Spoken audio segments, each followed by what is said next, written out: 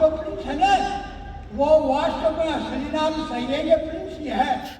5 घंटे पढ़ना है या फिर 2 घंटे पढ़ना है, मेरा ऐसा मानना है बीच बीच में ब्रेक भी लो, पर साथ में ये भी देखो कि हाँ इस टाइम में मेरे को ये पढ़ना है, ऐसे पढ़ना है। और संडे के दिन एक दिन आप मूवी देखो 3 घंटे, कोई दिक्कत नहीं है। एक मूवी बच्चा बहुत अच्छा है,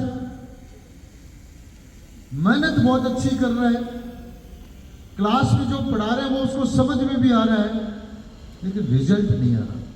कभी टेंशन में होती है और होती है तो मैं कहती हूँ एक बार आराम से बैठ, फिर मैं इससे आराम से बातें करती हूँ। स्कूल जाने से पहले ज़रूर थोड़ी डरी हुई थी, बिकॉज मैं पिछली स्कूल में 10 साल से थी, तो अब मेरा ऐसा था कि मैं इससे पूछती रहती हूँ कि बेटा अभी कौन सा टॉपिक कर रही है, कितना तैयार हुआ, कितना नहीं हुआ, सिलेबस में क्या चल रहा है, कितना। नमस्कार, मैं ललित चनी, आप देख रहे हैं झुंझुनू हमारा। अभी प्रिंस एजुकेशन हब के अंदर मौजूद है और एक टॉपर बच्ची हमारे साथ में मौजूद है जिसने ST/SC के अंदर और टॉप किया राजस्थान के अंदर। पूरी जर्नी जानते हैं कि आखिर किस तरीके की ये एग्ज़ाम है और किस तरीके की इन्होंने मेहनत करी, साथ में संस्थान का किस तरीके का योगदान है। तो सबसे पहले तो बधाई आपको बहुत। Thank you sir. परिचय दीजिए अपना। मेरा नाम तवीशा सिंह है, मैं सीकर में ही रहने वाली हूँ और मैं 9th क्लास से ही प्रिंस में हूँ और मैंने अब ST/SC जो पेपर हुआ था उसमें all Rajasthan all boards rank first. ये एग्ज़ाम किस तरीके का है, थोड़ा सा वो बताइए। ये कॉम्पिटिटिव बेस्ड एग्ज़ाम है जो राजस्थान बोर्ड करवाता है। इसमें LCT, SAT और मैट आती है और ये मतलब स्टेट टैलेंट सर्च एग्जामिनेशन, मतलब स्टेट में जो बच्चों में टैलेंट है उन चीज़ को देखने के लिए बनाया गया। ऐसा बताया गया था कि काफ़ी टफ एग्ज़ाम है इसके अंदर, जो एक्स्ट्रा ऑर्डिनरी बच्चे होते हैं, तो क्या सही है ये बात? हाँ, ये सही बात बिल्कुल सही है कि ये पेपर टफ होता है क्योंकि एक तो इसमें टाइम बहुत कम दिया जाता है। जैसे मेंटल एबिलिटी में 50 क्वेश्चंस को करने के लिए सिर्फ 45 मिनट्स दिए जाते हैं और थोड़ा लेवल भी हाई रहता है। अच्छा, तो इसके लिए कोई स्पेशल अलग से स्टडी वगैरह करनी पड़ती है या फिर नहीं? ये जो NCERT का जो करिकुलम है बोर्ड्स का वही होता है इसमें, और 9th और 10th दोनों का कंबाइंड रहता है। आपको एग्ज़ाम देने के लिए किसने बोला था? मुझे हमारे कोऑर्डिनेटर सर हैं मंजन सर, उन्होंने मोटिवेट करा कि मुझे एग्ज़ाम देना चाहिए एंड उसी वजह से आज मैं यहाँ पे हूँ। तो हाँ, तो आपने सोचा था कि आप राजस्थान के अंदर टॉप करेंगे? ये तो नहीं सोचा था कि राजस्थान के अंदर टॉप करूँगी, बट इतना पता था कि अगर मेहनत करूँगी तो किसी अच्छे मुकाम पे ही पहुँचूँगी। जब एग्ज़ाम जैसे कई बार होता है कि लक बाई चांस, कई बार मेहनत होती है, तो आप किसको श्रेय देना चाहोगी? मैं मेहनत को ही श्रेय देना चाहूँगी। हमने जितने भी मॉक टेस्ट दिए, और ना केवल मेरी मेहनत, मेरे पेरेंट्स की मेहनत, मेरे जो भी टीचर्स हैं उनकी मेहनत, मैनेजमेंट की मेहनत, उसी वजह से हो पाया जी। तो जैसे कि टीचर्स वगैरह का किस तरीके से योगदान रहा यहाँ पर? आप टीचर्स का बहुत मेजर रोल रहा है क्योंकि मेरा ऐसा मानना है जो भी टीचर्स बोलें, जो भी चीज़ें टीचर्स कहें, उनकी बात अगर मानते हैं तो हम बहुत आगे तक पहुंचते हैं। और जैसे मंजन सर थे, हमारे जो भी Manish sir, Shyam sir, every teacher जिन्होंने मेरे को पढ़ाया, उनका भी बहुत बड़ा रोल है। वे कितनी देर स्टडी वगैरह करते हो आप, क्या रूटीन रहता है आपका? मेरा ऐसा मानना है कि ऐसा नहीं होना चाहिए कि हाँ कि 5 घंटे पढ़ना है या फिर 2 घंटे पढ़ना है। मेरा ऐसा मानना है बीच बीच में ब्रेक भी लो, पर साथ में ये भी देखो कि हाँ इस टाइम में मेरे को ये पढ़ना है, ऐसे पढ़ना है, और अगर वो टॉपिक कंप्लीट नहीं हो रहा तो टाइम को थोड़ा और बढ़ा दो। ऐसा नहीं होना चाहिए कि हाँ वेट कर रहे हैं कि 2 घंटे कब खत्म होंगे, 2 घंटे कब खत्म होंगे, ऐसा नहीं करना चाहिए। ऐसा भी कहा जाता है कि सुबह जल्दी उठना चाहिए, तो आप जल्दी उठते हो या फिर लेट उठते हो, ऐसा भी कुछ है? मैं कभी कभी लेट उठ जाती हूँ, वरना नॉर्मली जल्दी उठती हूँ। मम्मी मेरे को उठाती हैं, मैं 5 बजे 5:30 बजे के लगभग उठ जाती हूँ। मेरा ऐसा मानना है कि सुबह पढ़ने से वो ना ब्रेन फ्रेश भी होता है और साथ में मेमोरी भी अच्छी रहती है। इसके अलावा कोई स्पोर्ट्स एक्टिविटीज़ वगैरह है, सोशल मीडिया का भी आजकल ट्रेंड चल रहा है, तो उनको किस तरीके से मैनेज करते हैं? नहीं, सोशल मीडिया तो मैंने इतना नहीं देखा, घर में कोई नहीं देखता वैसे भी। और स्पोर्ट्स में जैसे बैडमिंटन में गर्मियों में और मैं हमेशा खेलती हूँ अपने पेरेंट्स के साथ में, कभी मेरी सिस्टर है यहाँ पे उसके साथ में, और ऐसे भी एक्स्ट्रा करिकुलर्स भी में भी, मतलब जैसे स्पीच देना हो गया, इन चीज़ों में भी मैं पार्टिसिपेट करती रहती हूँ। ऐसे कोई, क्योंकि अगर हम टाइम ऐसे फिक्स कर लेना कि हाँ इसमें ऐसे इतना टाइम देना है, इसमें ऐसे करना है, तो उससे आराम से यूटिलाइज़ हो जाता है। आपके साथ वाले जो स्टूडेंट थे उन्होंने भी कोई एग्ज़ाम वगैरह दिया था?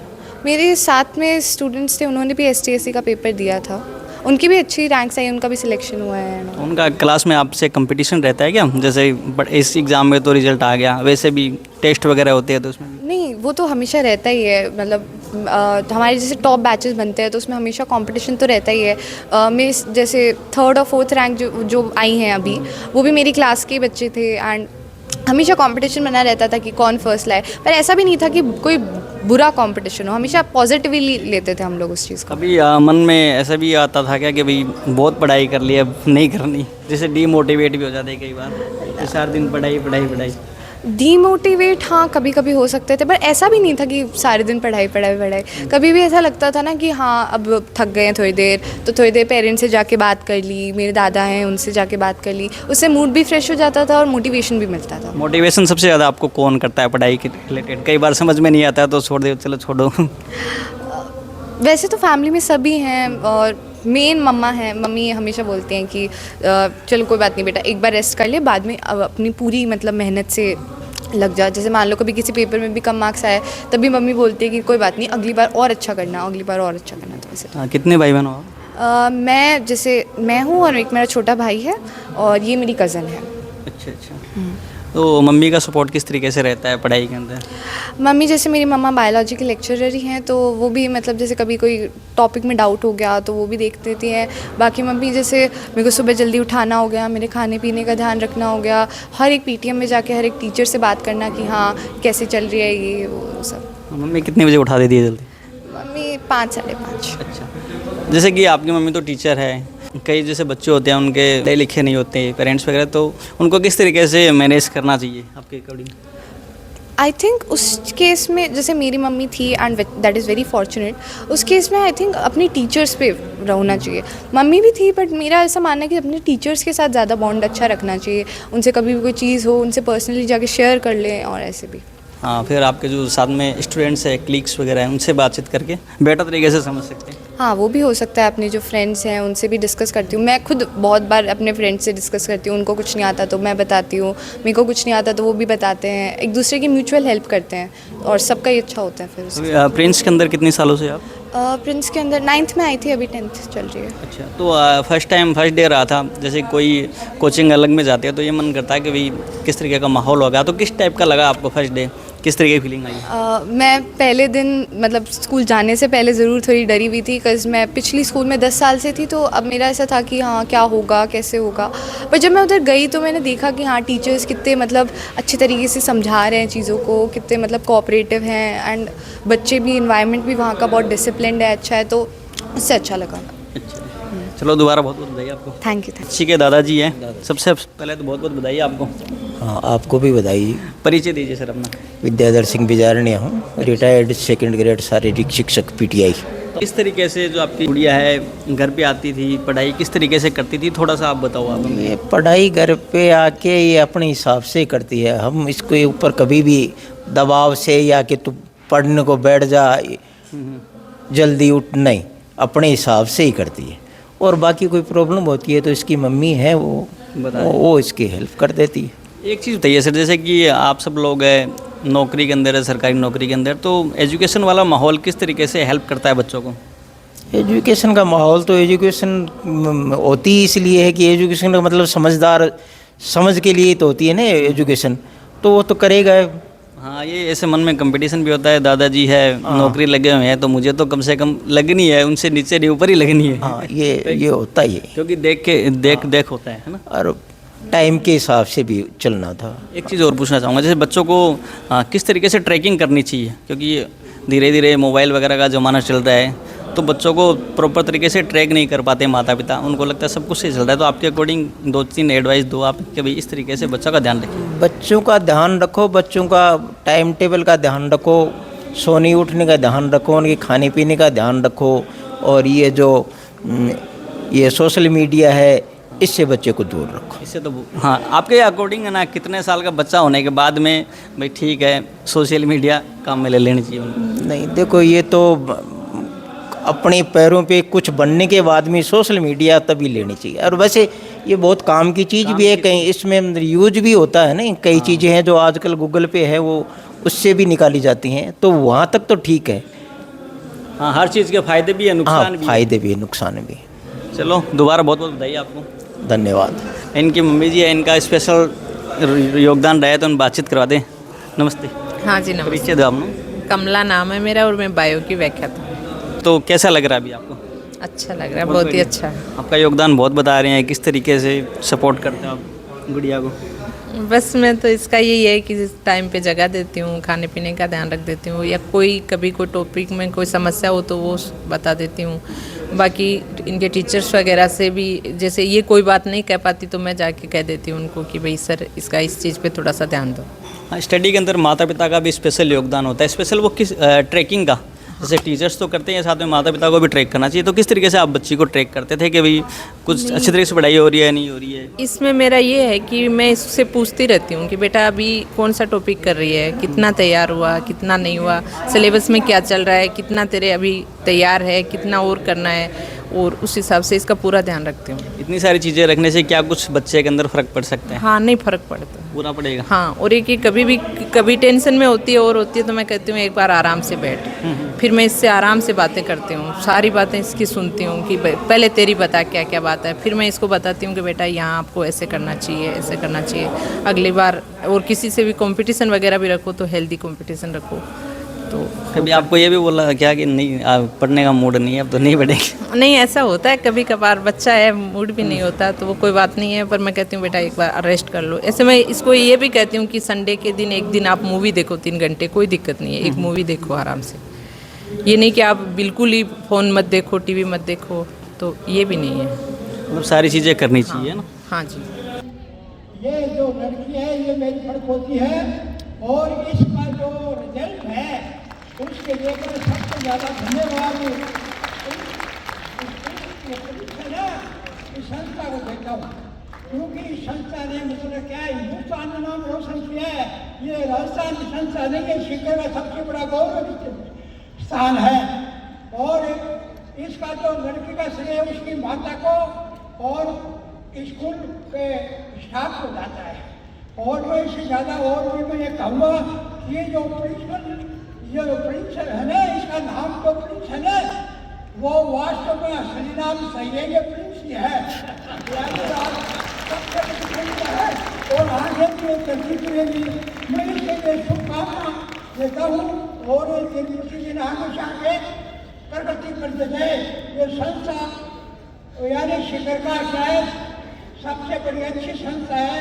आखिर में शिखर में पूरा हिंदुस्तान का जो है ना सबसे ज़्यादा 1 नंबर की स्कूल है ये। इसलिए मैं अब ज़्यादा क्या करूँगा भाषणबाजी करने में, मैं ज़्यादा विश्वास नहीं करता हूँ, मैं काम करने में विश्वास करता हूँ। अब जमाना केवल स्कूलिंग का नहीं बल्कि कंपटीशन स्कूलिंग का हो सकता है।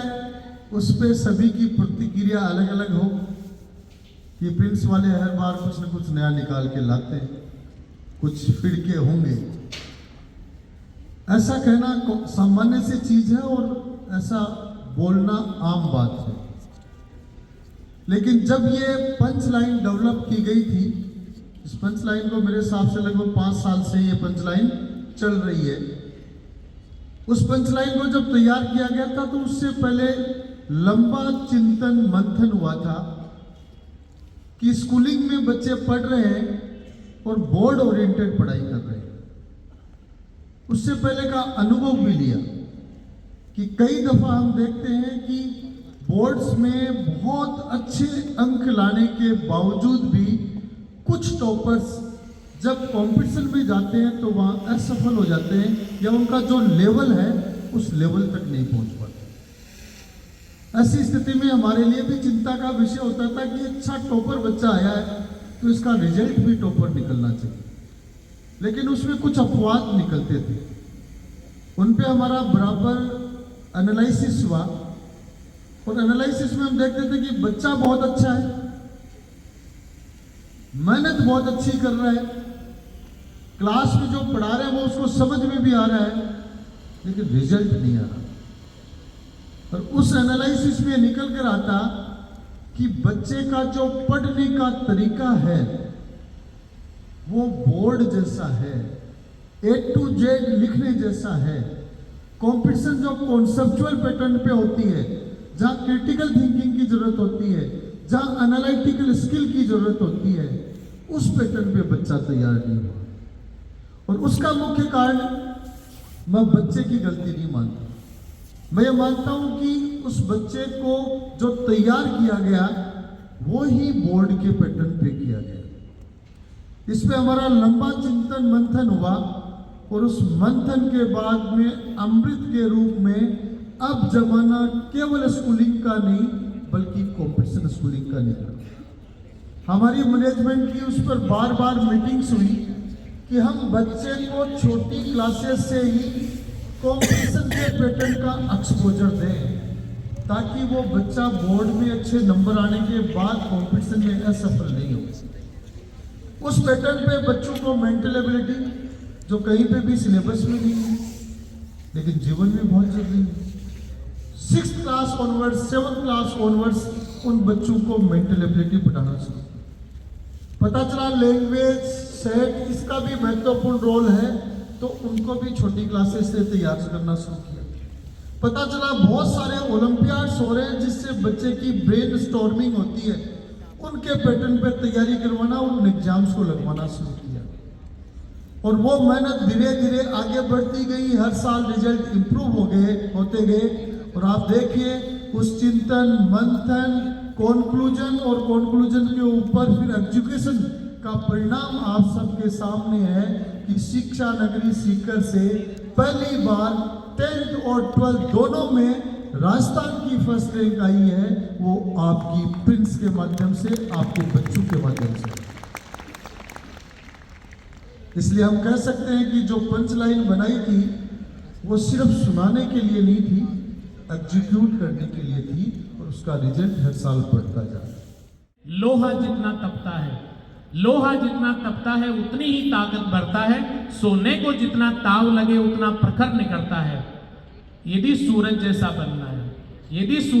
बनना है तो सूरज जितना जलना होगा, नदियों सा आदर पाना है तो पर्वत छोड़ निकलना होगा। हर संकट का हल होगा, आज नहीं तो कल होगा। थैंक यू, जय हिंद। तो प्रिंस का जो टॉपर स्टूडेंट थे, एक गुड़िया थी जिससे हमने बातचीत करवाई। कैसी लगी आपको ये बातचीत, किस तरीके की रही जनरली, साथ में पेरेंट्स किस तरीके से अपने बच्चों को ट्रैक कर सकते हैं, सारी जानकारी आपको वीडियो के अंदर हमने बताई। कैसा लगा वीडियो कमेंट बॉक्स में कमेंट करके हमें ज़रूर बताइए। वीडियो को शेयर कर दीजिए। इसके साथ में आपको जय हिंद, जय भारत।